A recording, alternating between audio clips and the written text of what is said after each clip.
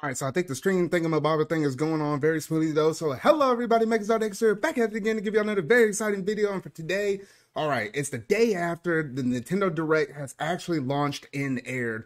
And you know what? I just thought to myself, you know what? I might as well go ahead and take the time out to go ahead and discuss everything we saw within that Direct and be able to go through all the different things that they went through and announced, the perception about everything, how people handle it based on the community, at least from what I saw, at least from the Twitter side of things, as well as going into a deeper dive as to, you know, what was actually shown within these announcements and what does that mean for Nintendo in the greater scope of things moving from this point forward in the future though. So I was like, there was just a lot of stuff to go ahead and talk about within this Direct though, but I do need to mention one thing right off the top of, right off the bat is that I did actually record a discussion yesterday, managed to sort of kind of live stream it a little bit, but however there was some little technical difficulties and I was not able to salvage or save the video though. So if y'all wanted to see my raw takes with me and my best friend over here, Sonic Q, we were talking about some stuff and unfortunately the background volume for it was a little bit too loud. So I was trying to play around with it, could not manage to salvage it whatsoever though. However, if you're still interested in hearing some bonus content, just hearing our raw takes right after the Direct on that same day, then you can go down in the description box down below. I left the link to it. The video is unlisted, but if you click the link, you can go and actually still be able to check that out. So yeah, you're able to listen to that. I will say, you know, the volume's whack, it's all over the place, but if you can manage to hear us out, we had some good things to say up in this though. But this is going to be more of a deep dive video right here though, so let's go ahead and get up into it though. So right off the bat, you know, we get to start the Direct open and we get to see, you know, how it normally would say all of that stuff with the COVID and stuff and how it still would sort of kind of affect things. You know, we don't know anything that's set in stone though, but it was just nice to be able to get a full-fledged Nintendo Direct. This Direct was actually 50 whole minutes long. And I was like, dang, there's just a lot of potential for them to be able to showcase off a lot of stuff in it. I didn't know, like, on the scale of level of hype for me, personally looking at it, I was at probably a 6 or a 7 going up in this. I mean, I knew they were going to announce a whole bunch of stuff, and I felt like my my anticipation and my hype just drastically went up as each passing day went forward within all the extra stuff though. Oh, nice to see you, Alexis, up in there. Hey, I'm doing pretty good, man. Thanks for dropping up in the stream though. But yeah, for this, oh gosh, the first announcement they managed to give us was none other than Xenoblade 2. But I was like, at first I was wondering like, wait a minute, could this be Smash? I was so on the fence of whether or not this was actually DLC, a sequel to Xenoblade 2, or was this Smash Brothers though? But it was at that moment where they showed them, you know, walking off. It was actually Final Destination after I went back and looked at the video several times. It was actually Final Destination that they were actually on. And I was like, oh, okay. So, you know, we got to get revealed Pyra as well as Mythra were brought into Smash. I really did love that character trailer. I mean, sometimes people would look down at the bottom and notice that, you know, this is not actual gameplay footage. I actually thought if I would have saw that down there at first, that might have been a critical moment where I would have known, hey, this is actually, footage from Smash Brothers. So I was like, oh, okay. I mean, I should have put 2 and 2 together. I don't know why I didn't do it, but okay though. Now just looking at some of the looking at Pyra from the moves I've seen in this trailer that was shown off, it seemed like Pyra could be more like a spacious kind of person. I mean, notice how like it was like either like a down smash or an up special where she kind of popped out her blade and was able to attack people a little bit kind of close to her, and then as well as what looks like to be a side special where you're able to throw that out, and it seemed like, you know, you can kind of keep people at bay with that. So I think Pyra hits hard, but at the same time can actually kind of space you out a little bit though. And then we got to switch and see my woman Mythra, my pure woman Mythra pop up in this thing though. And honestly with that, it seems like she seems to be the bit more faster character. And, you know, like, I feel like, and the matter of fact, you're able to switch between Pyra and Mythra without any lag, sort of kind of reminds me of Pokemon Trainer as well. So, I mean, I think the moveset between them is really good. Now, keep your eye out on a Sakurai Presents presentation. That's probably going to happen within March, I feel like. Because, I mean, obviously March, because that's when the character also drops as well, though. But I feel like that might be the time, sometime that month, probably a week, maybe even a few days before the launch, I'm thinking back with the Sephiroth trailer and everything, though. So I feel like that might be how they're going to try to handle the Sakurai Presents presentation, though. So, I mean, some really good stuff shown off in this trailer, though. And honestly, there was even moments in there where they're, you know, like how it says, like, the character, you know, when they accept the invitation for Smash, and it's like, they showed that one little title screen, and it's like, boom, Pyra joins Smash, or boom, Mithra joins Afraya, or whatever, though. The poses that they did for it, you can look it up. They're the same poses as some of these like really expensive figurines. I know Sonic is going to get one of them. I think the one for Pyra, though. But if you look at figurines for Pyra and Mithra, those poses are the exact same ones that were in the Smash trailers revealed. It's just little things like that from Sakurai that just really honestly, truly, this makes me think that, you know what, this man does this research, and man, was he a fan of Xenoblade 2 whenever he went through and played through that game. I mean, gosh, golly. But that was just a great way to start things off. Really love how they did it with Smash Bros. Like that. So honestly, some really good things starting off in the very beginning of the presentation, though. And that's basically all I have to say on the Smash Bros. Thing. Now, I know some people might have been a little bit salty because they might not got their character in. I know a lot of different people wanted to have Crash Bandicoot in Smash, though. But me personally, I mean, honestly, I wasn't really much of a Crash fan. So, I mean, like, you know, that ain't no skin off of my back not seeing Crash within the game like that. But honestly, you know what? This struck all the right chords for me in every kind of possible way. Yes, this might be another kind of one of those anime type swordsman people up in the game, though. But I mean, also, I mean, shoot, this is another more female representation in the game as well. We had Min Min first within this second wave of DLC, and now, you know, Mithra and Pyra. And also, one other thing that I gotta say is that means we're getting Amiibo coming too. And I bet, since if you actually pull up the Smash Brothers trailer website, because I did do this a little bit after I saw the direct presentation, they marked Pyra as fighter number 79, and they marked Mithra as fighter number 80. So they actually have them separated, but yeah, it's technically two characters in one. So I don't know whether or not they're going to put the same characters on the same amiibo base stand, or have two separate amiibos, though. But in some way, shape, or form, we're getting both of them represented, though. So that is really cool. Really looking forward to the Sakurai Presents presentation, and just a lot of good stuff kind of coming out for Smash Brothers in general. So I'm really looking forward to the month of March. And then next up on the list, these are some of the things that I noticed that were in the presentation. Didn't necessarily strike a strong chord, but I might as well go ahead and mention them. We had games such as Fallout get announced. We had other games like some mystery games and stuff. However, like the Outer Worlds and stuff, or not. I like how I always keep saying Outer Worlds. No, it's not Outer Worlds, Outer Wilds. We had that game, and that's coming out in the summer, though. But then one super interesting one that really kind of caught me off guard was actually none other than Famicom Detective Club. Like, these games were actually games that were on the Famicom originally, and they managed to get brought back over and localized and brought over to the West. I was like, what the heck? Like, this is like a sort of kind of a game that's sort of kind of similar to like a visual novel series, similar to like Ace Attorney. Like, that's what I'm really getting from these type of games right here. Definitely something that caught me off guard. I really do like it when Nintendo actually takes the time out to not even localize their game, but go the extra mile and actually, you know, manage to remake it. I think this might have been out over there in Japan, maybe a little bit longer though, but the matter of fact, it's coming West Side and all of this stuff. I'm definitely looking forward to this. Now, for any of y'all that might be curious about getting this game actually costs $35 for both of them. However, I think if you pre-order both, you get $10 off. So then that way, you know, get both the games. Instead of it being $70, it's like $60 for the price of like what would be like a normal standard AAA game. So if y'all are interested in that, you might want to keep your eye out on the pre-order page for that. I believe it is up right now. So that's honestly a game that I'm going to have to keep my eye out on. And that game actually comes out in the month of May. So really good stuff kind of shown off in the direct so far. And then we had games such as like Samurai Warriors 5, you know, another game from the Dynasty Warriors series though. And then something else that honestly caught me by surprise as well.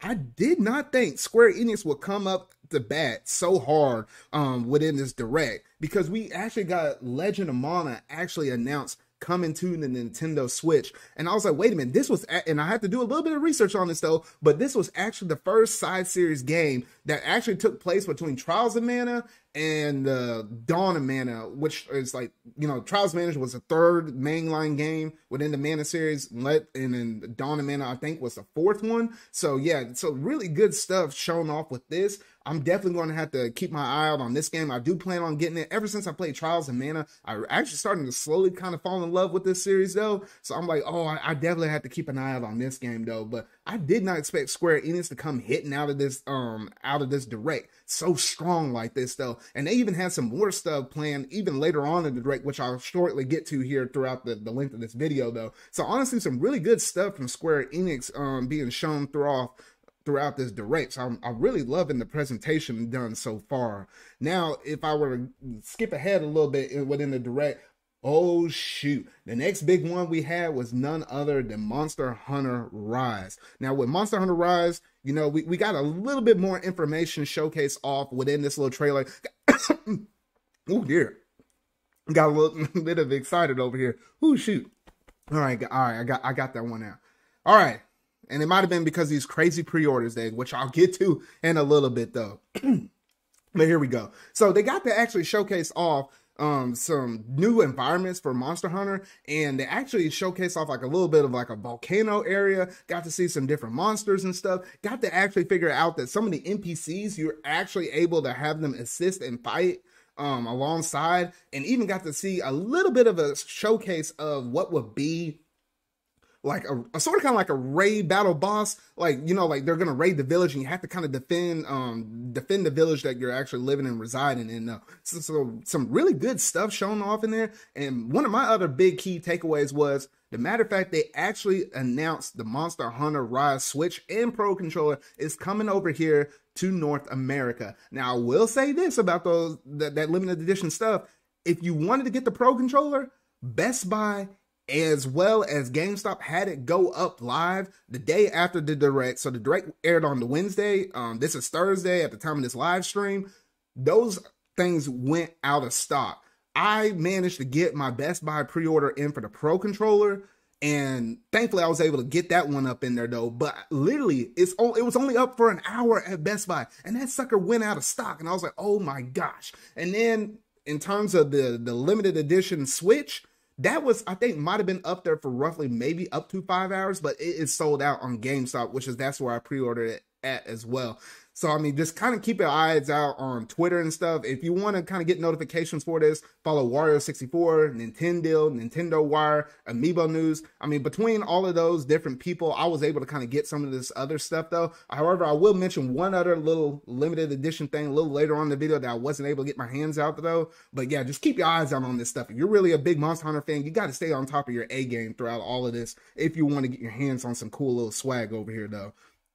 So we know that game comes out on March the 26th. And then looking a little bit later into the direct, we actually managed to get a brand new Mario Golf game. I honestly did not expect us to get a new Mario game, especially coming off the heels of Mario 35 like this. I mean, some really good stuff showcased off in here. I think the big key takeaway was honestly, there was one little mode in there where it's like, it was like a free-for-all. Like you literally were able to run after all of these different, you're able to, you know, puck the ball and then literally sprint and then try to hit the ball again and try to, you know, get all the way to the finish line before any of your friends or the online competition gets to it, though. So some cool little features like that. Managed to reveal like a story mode that's also coming to the game as well. Some really cool things from this Mario Golf game that I honestly did not expect at all. Honestly, it's been 20 years since we had a Mario baseball game. That's the one I felt like if we were going to get a sports game, I thought it was going to be that.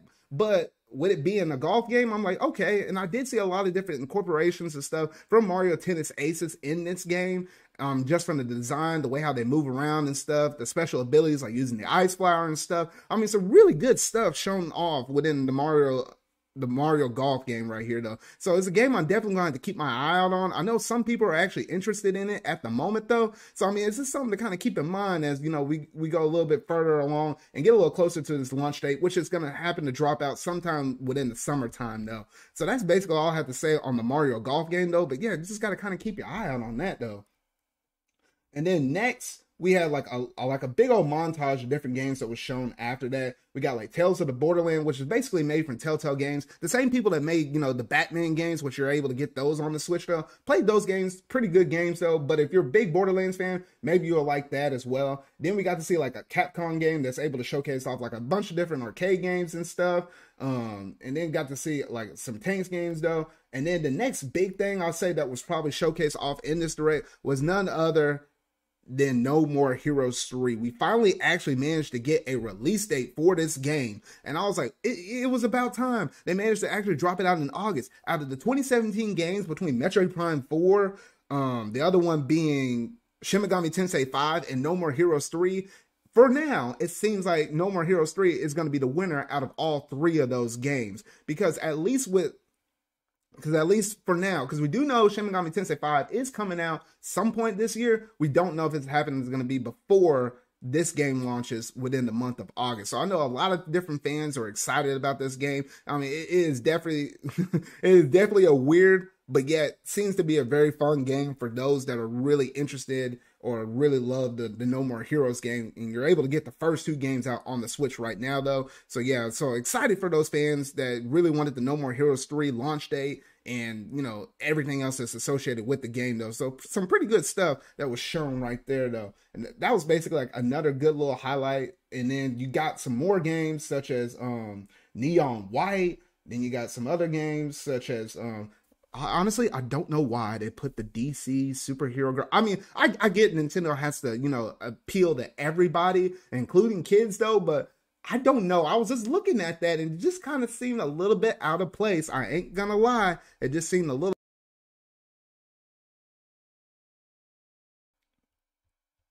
But outside of that, I mean, shoot, because I mean, you're gonna have low points within the Nintendo Direct. Like, not everything's gonna be, you know, AAA, big, high and mighty with everything that's being showcased off. So yeah, so we got like Plants vs. Zombies, some other kind of games as well. Now, one thing I did have to mention is I might not necessarily get this game, but the bigger implication of what this could mean for the future, because we managed to get Miitopia announced coming to the Nintendo Switch. This game was originally a game that dropped out on the Nintendo 3DS, and they ported this over. Now, normally people might just be thinking, you know what? Hey, this is just a Switch game that just got ported over. Originally was a 3DS game that just got ported over to the Switch. Might not be nothing, you know, crazy new or whatever though. Fun for the people that played it, might want to play it a little bit more. Cool for the people that never got to play it that can play it now. No, there might be some bigger implications about all of this. Because on the surface level, that's what it might seem like though. But this is the first ever 3DS port that's coming over to the Switch.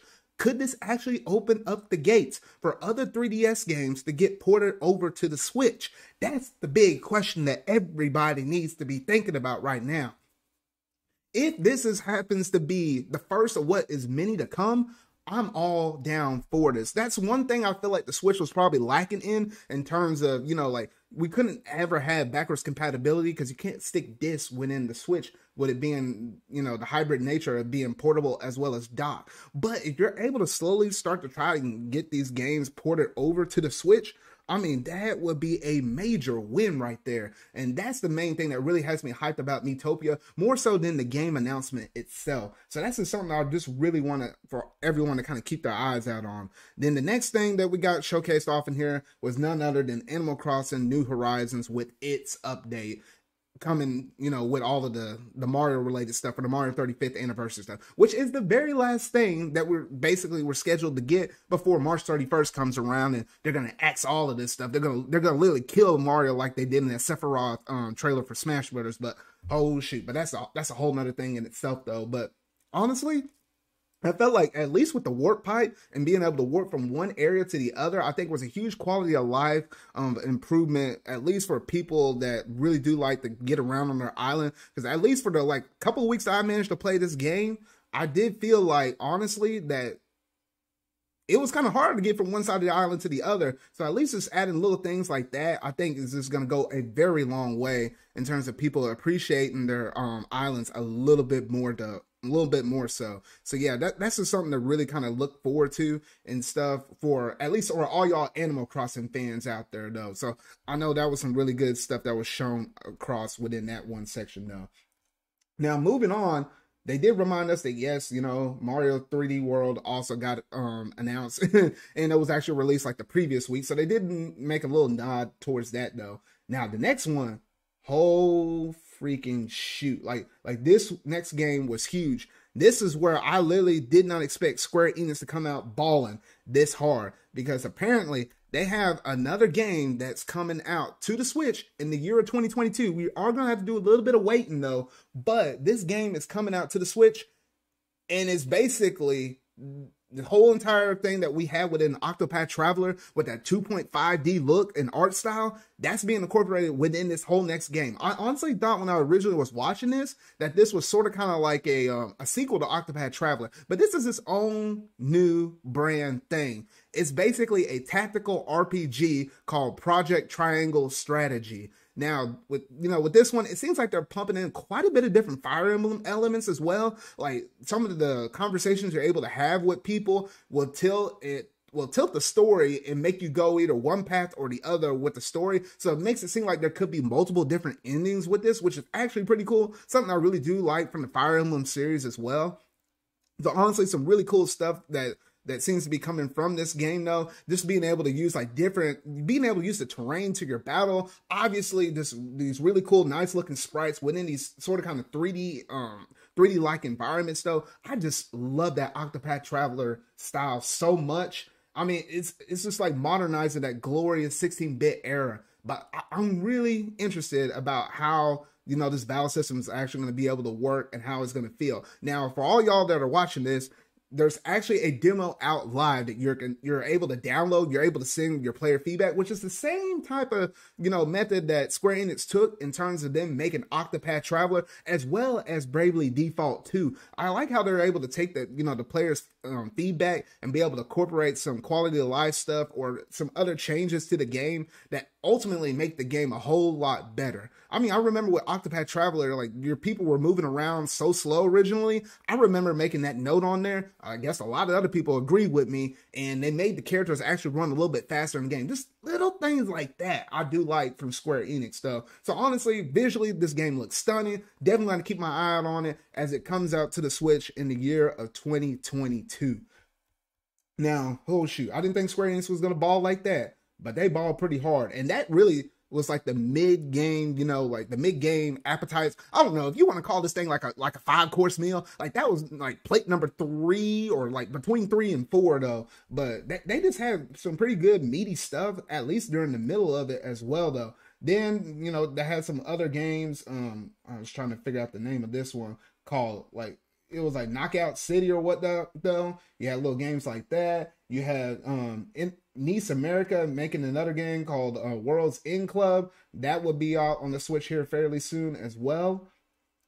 And then even Hades manages to get like a little bit of extra little attention over there because they managed to actually drop out a physical edition that's also going to include some extra music. It's going to add some like an actual art book a little bit where you're able to get to see some of the character art and stuff. I mean, some nice little stuff from Hades. I never played that game though, but as much as people keep talking about it, I mean, shoot, I might actually have to go ahead and dive up in there and go ahead and take the plunge on that one now. Now, this next one caught me completely off by surprise because apparently Ninja Gaiden, the Master Collection, is coming out to the Nintendo Switch. And I was like, what the actual freak? Like, I could always throw down on some Ninja Gaiden back in the NES days. So I was like, I always like that. But the matter of fact, we're getting this brought over to the Switch, remastered and everything.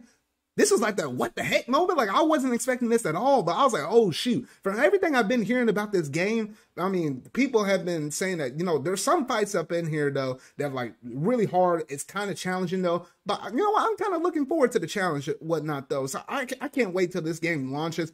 I believe it launches later on this summer. I want to say around June or so, but yeah, oh shoot, there's a lot there's a lot to look forward to, at least with this though. I just love everything they've been showing off in this direct so far though, but some really good stuff coming out for the Nintendo Switch a little bit later on though.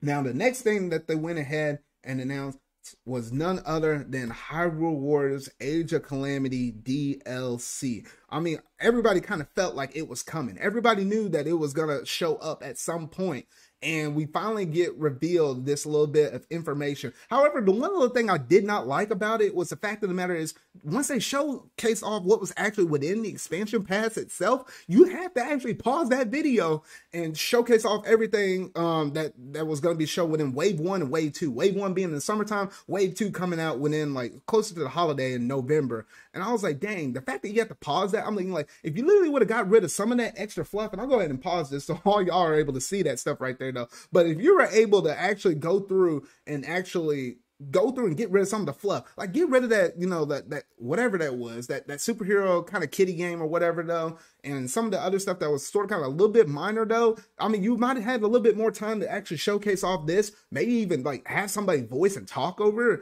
rather than just show an image like that. That might be one of my few little disappointments, at least with this direct. I mean, you had good stuff here, but then even some of the good stuff that should get a decent amount of attention, I mean, it was sort of kind of given the short stick. So I mean, that was just one little disappointment for me though. But honestly, there was a lot of other good stuff as well though. So I mean, oh shoot. And then we got to go into a little bit more of a highlight reel with even more games that are coming out on the Switch, like Ghosts and Goblins. And then they reminded us that as well as, you know, Bravely Default 2 is coming out to the Switch. He even mentioned that Apex Legends is coming to the Switch and everything. So honestly, some really good stuff right there though. But now we got so close to the end where there was only, at this point, two major announcements that we had left. And they started it off with opening up with Mr. Anuma-san. And I was like, oh shoot. Originally I thought, was this Breath of the Wild 2 information? But it was not Breath of the Wild 2 information, and I was actually a little bit upset. And I seen a little people on the internet kind of go off and say, dang, I really wish it was Breath of the Wild 2. So I know a lot of different people, including some of my friends, were a bit disappointed that Breath of the Wild 2 was not actually shown. The critical thing that you got to take away for it was that more information is planned this year. So I'm thinking at this point, we're going to get Breath of the Wild 2 actually announced within like what would be like a Nintendo Direct for like E3 time. I feel like with Breath of the Wild 2, that's such a big game, they have to showcase that off around E3 though. So I was thinking, you know what, if they're gonna do that, that's probably the prime time to look out for that game though. But in the meantime, Mr. Numa wasn't gonna leave us hanging or nothing like that, because he had our backs. He had all of our backs, because he went out and said, enjoy this Zelda game in the meantime. And it was none other than Skyward Sword HD. I literally called that within my predictions video. So if y'all wanted to kind of get a heads up, sort of kind of brace yourselves for what was kind of coming up in there, I literally said in that video, hey, they're going to start to set up the Zelda 35th anniversary. We're not going to get like the direct like this early within the year though. But I said, you know what, for the meantime, just give us something Legend of Zelda, just even if it's just one game. And I literally said that was Skyward Sword. So yeah, y'all got to be listening to me. Like I literally called like 4.5 of these announcements within that prediction video. Y'all got to go back and just check that out real quick though. But I really do like this. Based upon some of the footage and stuff I've been seeing about it so far, it seems like this game is actually has like a frame rate increase. I think the original one on the Wii was like roughly around 30 frames per second. If you just look at the way how Link moves around and see some of the different characters just moving and fading away, I think they upped this mess up to 60 frames per second. Like, look at him flying on that loft wing like that, though. I was like, oh gosh. Now, the other critical thing is how are they going to be able to handle the motion controls within this game? Because originally you had it on the Wii Motion Plus. You had the IR sensor, so I was able to recalibrate though. But somehow they managed to get it working on the Joy-Cons, and they said it works even better. I do think it might, you know, he might be right. It does work ideally better. However, when you keep swinging that thing crazy or whatnot, though, I feel like it's probably going to get desynced. So you're probably going to have to hit like your auto sync or your recalibrate button in order to kind of get it recalibrated back to where it's supposed to be at. So I'm thinking that's what you're probably going to have to do over time as, you know, as you keep playing throughout the game, though. So that's just something you kind of have to keep in mind, though. So I was like really excited about it. But for those that weren't really big fans of motion controls and that sort of kind of put people off, I feel like Skyward Sword, it might have been that one kind of game that might have been similar to Mario Sunshine, on the same equal level that some people like the game, are very passionate about it, but there's a good chunk of people that don't because they're not big fans of motion controls. And when you think about the Nintendo Switch Lite, you can't use Joy-Cons like that. So they actually managed to incorporate button controls with this. And the big key thing is, how does Link move that sword around? You actually move around the right stick. Something that I really thought about, and I was like, oh, okay, you know what? I was like, that makes sense. I don't think there was any other way you could possibly do that within this game at all, period.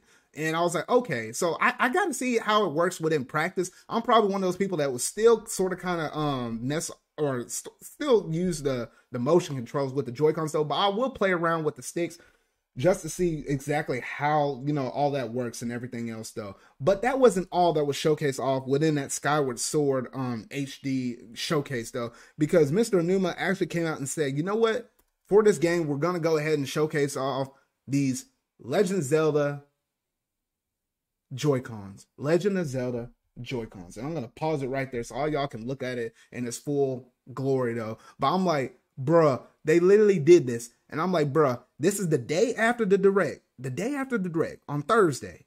The Direct took place on Wednesday. This is the day after, at the time of this recording.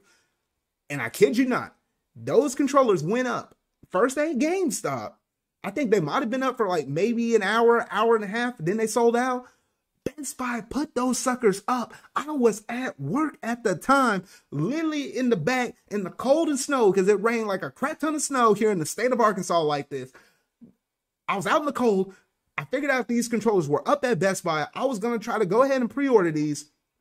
And lo and behold, they sold out at Best Buy within like 12 minutes or so. Somewhere within the range of 8 to 12 minutes. I was like, what the actual heck? So if y'all are really interested in getting these Joy-Cons, y'all better wake up. Y'all need to stay woke, because last little retailers that we basically have left at this point is literally Amazon. Then we have Target, and then we have Walmart. And I'm literally pulling up my phone right now just to make sure I did not get a notification that this game, that these Joy-Cons actually went for sale. I mean, shoot, it's going to be tough to get these. They're already scalping these suckers. So I'm like, that's just a little public service announcement up in here. I know I'm supposed to really talk about the Direct, but I just got to let y'all know about this stuff. Now, to go on with this though, I'm glad they're sort of kind of, you know, giving this a little bit of recognition for the Skyward Sword stuff and everything that's associated with it though. The fact that they went and did these limited edition controllers that are based upon the Master Sword and the Hylian Shield as well. I'm just really looking forward to Skyward HD. Some people are a little bit upset that this game is priced at $60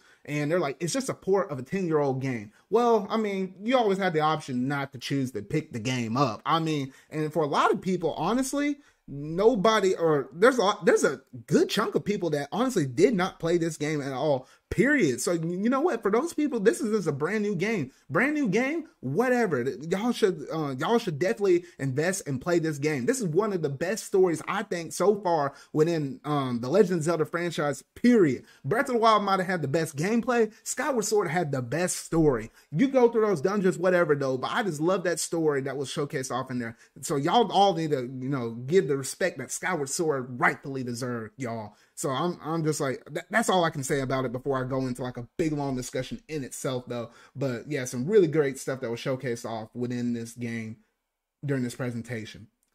Now, lastly, you know, they always had that one last thing, and it was none other than Splatoon 3. I looked at this trailer, literally was so confused that, was this actually like honestly, I was thinking, was this a Splatoon 2 extra DLC? Was it a brand new sequel? I was so confused throughout the whole list of the thing. I was leaning more so on some kind of expansion beyond Splatoon 2. I like how they had the Salmonoid thing. And with the Salmonoids, we do know that you were doing like a lot of different things with the Salmonoids back when in Splatoon 2. Like that was like your sort of kind of like your work job and stuff. I always loved the lore around Splatoon and stuff though. But I gotta say, that weapon that Inkling is holding right there with like sort of kind of like archer bow. Oh my goodness, that thing looks absolutely sick though. But you know, you got to see them kind of go throughout this desert terrain. Now remember, Splatoon 2, you know how like they like to base the next game based upon the last Splatfest? They did this from Splatoon 1 to Splatoon 2. in the same way, it seems like we're seeing the implications of it within Splatoon 3 from Splatoon 2's Chaos versus Order thing, because we literally saw the Eiffel Tower flipped upside down within the desert. And I was like, oh my gosh. And then literally riding the train into the new city, which is like the new little town, or not actually a town, the brand new city where we're able to do everything that's going to be associated with Splatoon 3. And I was like, at that point, when they actually showcased off the logo, I absolutely lost my collective crap. Because for the longest time, let's just go ahead and talk about this. For the longest time, I thought Splatoon was going to be like a Smash Brothers series where they're only going to have one per console. It makes sense. The player base on Splatoon 2 is really big. So I was like, wait, why in the world would they ever make a Splatoon 3? Even though we know the turnaround time between Splatoon 1 and Splatoon 2 was literally like a couple or a few years. But I never thought they were going to do this with Splatoon 3. But yet, they had the gumption about it and say, oh, we're going to do this mess. Hence, I like how this is kind of crazy. Within that same amount of period of time, Mario Kart 8 launching on the Wii U to where we still don't have a Mario Kart 9 yet. I mean, shoot.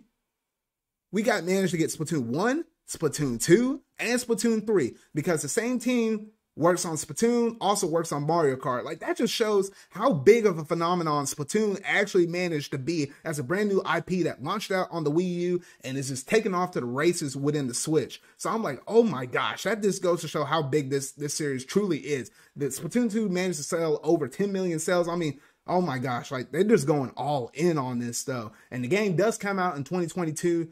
Going to have to do a little bit of waiting though, but honestly, some really cool stuff that was shown off within this thing. So I was like, oh my goodness. So some really good stuff showcased off within the very tail end of this stuff. And that basically does it in terms of the Direct as a whole. So I was like, okay, you know what?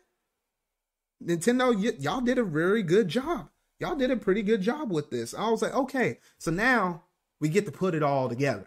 How does this stack up in terms of previous Directs? Did this live up to the hype? We literally went 500 something plus days without having a Nintendo Direct, a general one. We had minis, we had partner showcases, everything in between, themed Directs, Sakurai Presents, all of that stuff in between, but not the general whole entire regular Direct. And to that, I'd say, at least in my personal opinion, it held up. It held up. If I were to give this, Direct a scale of 1 to 10, I literally have to give it like an 8.5. Like that's where I'll honestly put it at. A lot of good things. And yes, I know Mithra kind of pushes the scale up quite a bit with her finally being included within Smash. Sakurai finally delivered on that promise. But you have that. You have Splatoon 3. You have the Skyward Sword HD. New look at Monster Hunter Rise. Shoot. Even Ryu Hayabusa coming up into the stage with his HD remaster trilogy. I mean, like, that completely caught me off guard. And then you have like the little things that might have strike the chord with some other smaller little people, that smaller fan base, or should I say, with like, for example, like the Legend of Mana. That one personally spoke to me as someone that's trying to get really within the Legend of Mana series though. And then also you get to strike the chords with the same people that desperately wanted a No More Heroes 3. We finally got confirmed release date for that. And then you get a brand new Mario game being Mario Golf. I mean, there was a little bit of something for everybody. That doesn't even include some of the other third-party games that I kind of skimmed over or didn't talk about a whole bunch about, like Fall Guys and a lot of different other stuff, though. So, I mean, I felt like this Direct had something for everybody. However, if you're not a big fan of Legend of Zelda, Splatoon, and maybe Smash Brothers with their inclusion of Mithra and Pyra, then I can see why some people aren't really super excited about this Direct. They sort of kind of felt a little bit mixed. I mean, for me, this Direct hit every single chord for me. I literally walked away with probably like 10 different things I'm either going to buy / pre-order / going to have to keep an eye out on. But I'm like, a lot of different crazy good stuff was up in this Direct. That's the thing y'all have to always kind of keep in mind. The Direct is not supposed to directly tailor to one person individually. It's supposed to, be tailored towards the masses. We had everything from that little kid superhero thing all the way up to Monster Hunter and Xenoblade 2 represented in Smash. And, you're technically super highly competitive Splatoon game. Finally getting this brand new sequel on the Switch. Never thought there would be 2 games on the same console. And Skyward Sword HD literally setting, the steps and go ahead and putting their ducks in a line for what could be a Zelda 35th anniversary year. I mean, shoot. And that's the other thing you always got to keep in mind, that this is only the first direct, and I feel like the way how they came out swinging and within this one, it's only going to be good from this point moving forward, because I felt like COVID definitely managed to hit a strain for them trying to develop and put this stuff together though. But I feel like Nintendo is finally able to kind of come back from all of this, and they're finally, striking their right chords with what they want to do within this actual showcasing off and presenting this. We have new hirings for like how to incorporate like somebody like recording them and putting it into like a direct format and stuff. I doubt that one particular hiring was going straight into this game, because I'm not into this game, straight into this direct, because that would have been a really quick kind of turnaround right there though. But honestly, I felt like this was more so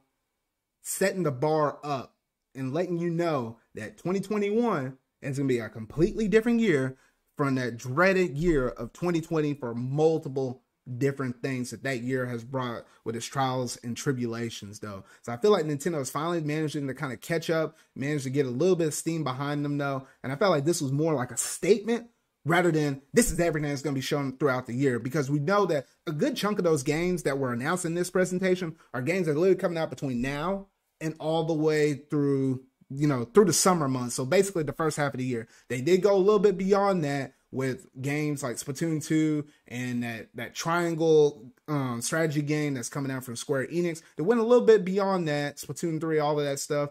But honestly, I felt like some really good stuff is coming. So that's just the thing you have to keep in mind. This ain't the, the end-all be-all for this. Now, for those that are interested in Pokemon news, keep an eye out for next week, because that is its 25th anniversary. Some people were really looking forward to either having like some brand new Pokemon Snap news and things of that nature though. But to that, I say keep an eye out for next week, because I'm pretty sure they're going to go balls to the walls with that. Probably going to have to drop another either sort of kind of reaction. Probably going to have a Diamond and Pearl remakes announced at that. I'm going to go ahead and call it here. This is going to be called Temporal Diamond and Celestial Pearl for those remakes. I'm just going to go ahead and put that out there within this video though. So some good Pokemon stuff possibly coming out within next week. They got a lot of different announcements ready. Not even just game announcements, probably stuff relating with the anime or the TCG sets and all that kind of stuff though.